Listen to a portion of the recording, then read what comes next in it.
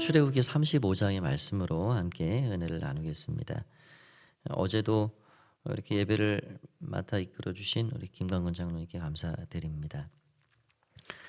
출애굽기가 이제 내용상으로는 마지막으로 이렇게 마무리 단계 쪽으로 접어들었습니다. 출애굽기 25장부터 이렇게 내용이 아주 간단하고 단순하게 진행이 되는데요. 25장에 모세가 시내산에 올라갑니다. 올라가서 40일을 있는 동안 31장까지 7장에 걸쳐서 십계명을 받고 또 그 외의 율법과 또 중요한 받은 말씀이 뭐냐면 성막을 어떻게 만들지 또 제사장의 옷을 어떻게 만들지 그 내용이 주로 들어 있습니다.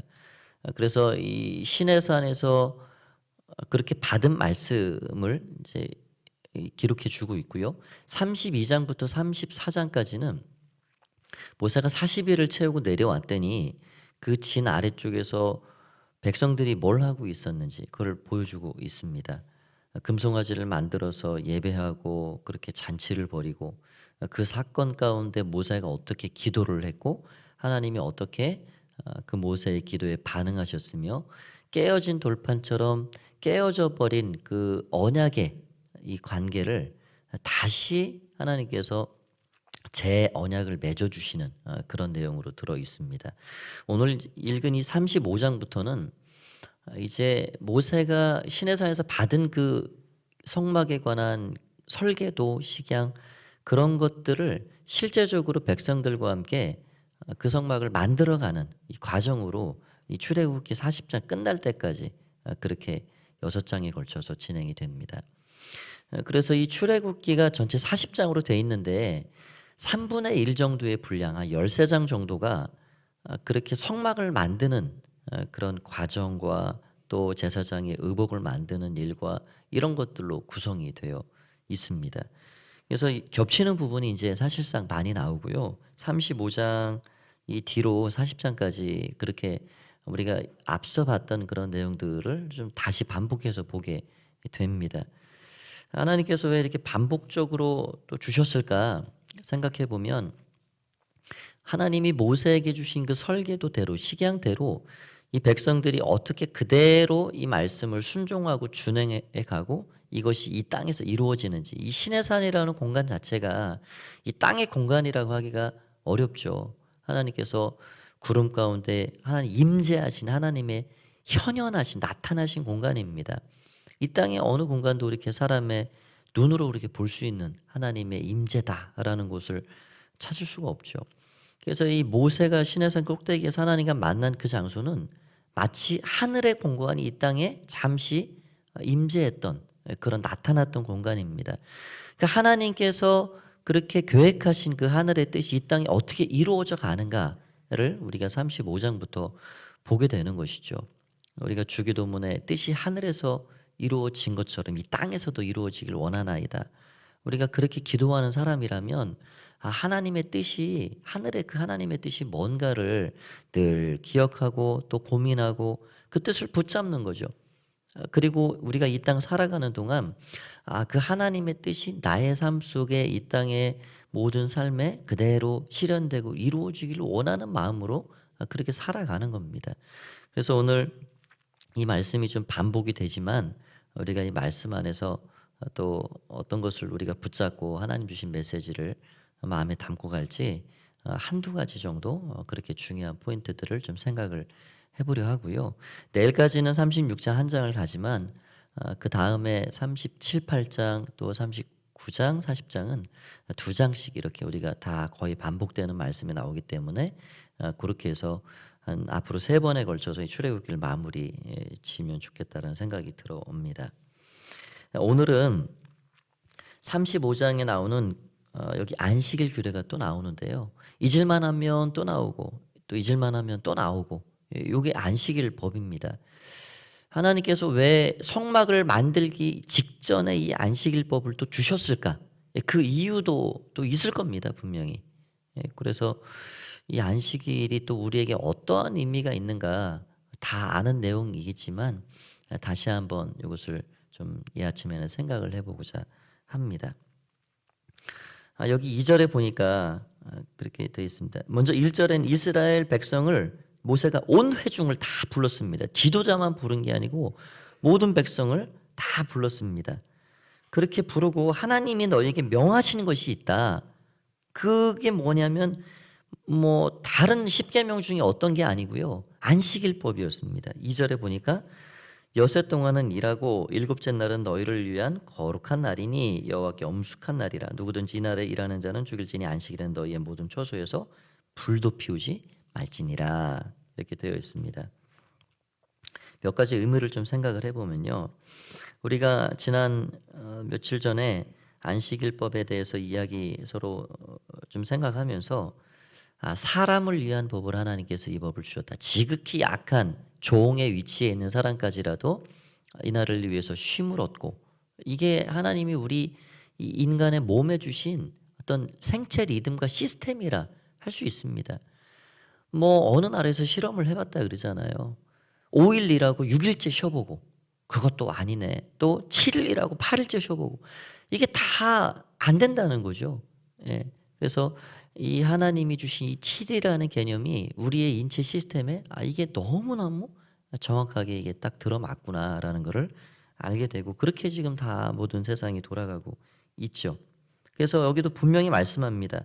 이 일곱째 날에 쉬는 거는 너희를 위한 거룩한 날이다. 하나님 분명히 말씀하셨죠. 너희를 위한 거다. 너희를. 그러니까 하나님이 안식일에 너희 일하지 마라 하는 게 사실 하나님께 어떤 뭐 큰 득이 되시거나 뭐 하나님께 그렇게 유익이 되거나 그런 차원이라기보다는 먼저는 우리 사람들을 위해서 그렇게 하나님이 주셨다. 욕심꾸러기들이 욕심 너무 부리지 말고 모든 사람을 다 쉬게 해라. 종까지 쉬게 해라. 그게 일차적인 목적이라 할 수 있고요.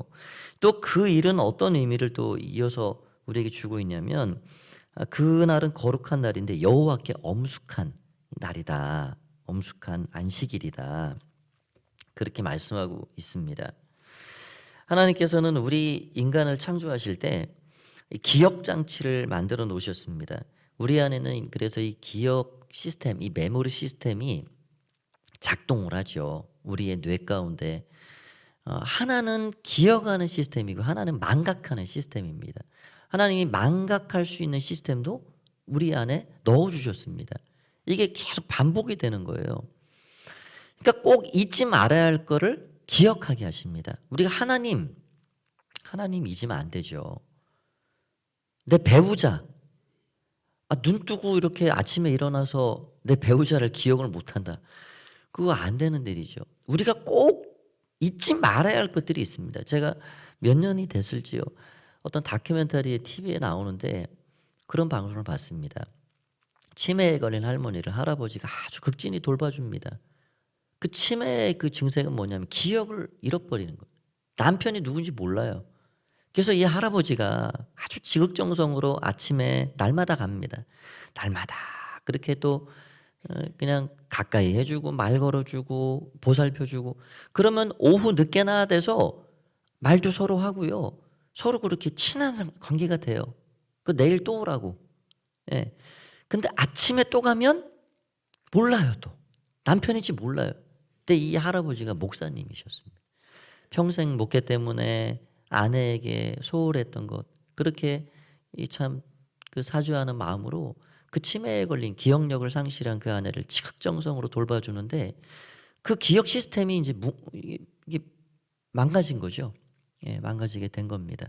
잊지 말아야 할 것을 잊고 산다라는 거는 참 안타까운 일이죠. 그런데 또 한 가지 하나님이 주신 이 망각 시스템이 있는데, 잊어버려야 할 거를 기억하고 산다. 그건 정신적으로 엄청난 그런 불행이 초래됩니다. 우리 안에는 어린 시절부터 빨리빨리 잊어버려야 할 일들이 너무너무 많이 생깁니다. 부모님께로부터 받은 상처, 뭐 학교에서 받은 상처, 뭐 너무너무 많죠. 하나님 우리의 이 메모리 시스템에 망각의 은혜를 주셨어요. 이게 엄청난 은혜입니다. 이거를 빨리 잊어버릴 거를 기억하지 않고 잊어버려야 우리 인간이 살아가는 거죠. 그런데 그 잊어버릴 거를 맨날 기억하고 평생 기억하고 항상 기억하고, 그럼 정신세계가 극도로 혼란스러워지고요. 이게 어려워지는 겁니다. 그래서 기억할 게 있고 잊어버릴 게 있고, 근데 정상적이지 않은 사람은 이걸 반대로 하고 살아갑니다. 기억할 걸 잊어버리고 잊어버릴 걸 기억하고 사는 거죠. 그러면 그 삶이 어려워집니다. 하나님이 우리에게 은혜를 주신다, 성령이 내 안에 임하신다라는 것은 하나님이 주신 메모리 시스템이 정상적으로 돌아오는 겁니다. 기억할 걸 기억하고 살아라, 잊을 걸 잊고 살아라, 그런 거죠. 이 안식이라는 게 뭐냐면, 우리 사람들이 보통 보면요, 너무너무 기쁜 일도 한 주 정도 지나면은 그게 마음이 좀 가라앉습니다. 예, 흥분됐던 것도 가라앉고 절제하게 되고, 너무너무 아픈 기억도요, 한 주 정도 지나면은 우리 기억에서 그것이 서서히 잊혀져 갑니다. 사실은 이 세상에서 보도되는 그런 사건들도 그렇죠. 잊을 때 되면 잊어집니다. 그게 은혜죠. 그래서 이 일주일이라는 이 시간 개념이 어떻게 보면은 하나님께서 우리 인간에게 주시는 최적의 시스템이에요. 예. 그래서 우리가 하나님을 잊지 말아라, 하나님을 잊을 만한 때가 일주일 정도 되는데, 다시 한 주 전에 예배드렸어도 오늘 와서 다시 예배드리고, 또 다음 주 주일에 와서 또 예배드리고, 이렇게 주일마다 예배를 최소한 드리게 되면 최소한의 신앙생활이 유지가 된다는 거예요. 퇴보하지는 않습니다. 이게 하나님께서 우리에게 주신 안식법의 아주 귀중한 그런 핵심입니다. 여러분 한번 생각을 해보십시오. 저도 그런 경험이 있습니다. 제가 신학교 들어가서 한 1, 2학년 때 저기 수원에서 충청도 아주 시골 마을, 이제 제가 살았던 모 교회에 늘 내려가서 봉사하고 섬기고 그렇게 했는데요. 어떤 마음이 있었는지 하여튼 제 마음에 좀 힘든 일이 있어요. 하나님과 이 밀당을 좀 했어요. 2주 정도를 안 내려갔습니다. 안 내려가고 그냥 하나님과 이렇게 좀 씨름을 하는 그런 시간이었어요. 기도하면서 고민하면서. TV를 켜놓고 2주일을 예배를 드렸는데, 지금처럼 이런 뭐 환경 때문에 어쩔 수 없이 드린 게 아니고요. 그러니까 그렇게 했더니 2가지 마음이 딱 들어오더라고요. 처음에는 편하다. 정말 편하다. 교회를 안 나오신 분들이 이 마음이시겠구나. 한 주 안 나오면 또 2주 안 나오고 싶고, 또 한 가지는 바닥을 보게 됐습니다. 내 마음, 내 내면에 믿음이라는 건 없구나. 나에게 내가 가지고 있는 게 아니구나. 그 믿음이라는 게 하나님이 주신 선물이라 그러는데 정말 그렇구나. 그거를 생각하게 됐습니다. 그러니까 어떤 믿음이 정말 좋다 하는 사람들도요, 한 3주 정도 그냥 하나님 생각 하나도 하지 않고 그냥 TV 드라마 실컷 보고 주일날 예배 드리지 않고 성경 한 번도 펴서 읽어보지 않고 그렇게 한 3주 정도 지나면요, 그 영혼이 아주 황폐해집니다. 겨울 나뭇가지 같이 그렇게 메말라 버려요. 바닥을 보게 됩니다. 내가 이런 존재였구나. 내 믿음이라는 게 이런 거구나. 그래서 우리에게 주신 안식일 시스템이, 안식일 규정이 우리가 하나님을 잊지 않고 하나님과의 관계 안에서 그 창조주를 기억하고 우리가 무엇 때문에 살고 누구로 말미암아 살고 무엇을 위해 살아가야 되는지를 알게 하시는, 우리에게 주신 너무너무 좋은, 우리를 붙잡아주는 그런 안전 시스템과 같다는 겁니다. 그래서 주일 예배가 왜 중요하냐, 공동체가 드리는 예배가 그래서 중요한 겁니다. 그래서 우리가 늘 하나님 앞에 이 최소한의 장치예요. 주일에 함께 나와서 예배를 드리는 것이. 또 한 가지를 생각하면, 이 안식일법을 하나님께서 잊을만 하면 또 주시고 또 주시고 하는데, 왜 하필 성막을 짓기 전에 직전에 온 백성들을 다 불러 모으고 이 안식일을 다시 말씀해 주시느냐. 지난 주일에 그런 말씀을 좀 생각을 했죠. 부활하신 예수님께서 베드로와 제자들을 다 불러 모으시고 식사 자리로 초대하셨습니다. 그거는 나와의 관계를 다시 회복해라. 신앙생활이라는 게 내가 너희에게 뭐 이 일해라 저 일해라 엄청나게 그런 일을 먼저 내가 요청하기보다는 그거 이전에 당연히 그 사명을 위해 살아가야 하겠지만 신앙생활이라는 건 나와의 관계다. 나는 포도나무고 너희는 가지다. 너희가 나를 떠나서는 아무것도 할 수 없어. 나와 함께 먹고 마셔야 돼. 나와 하나가 되는 게 중요한 거야.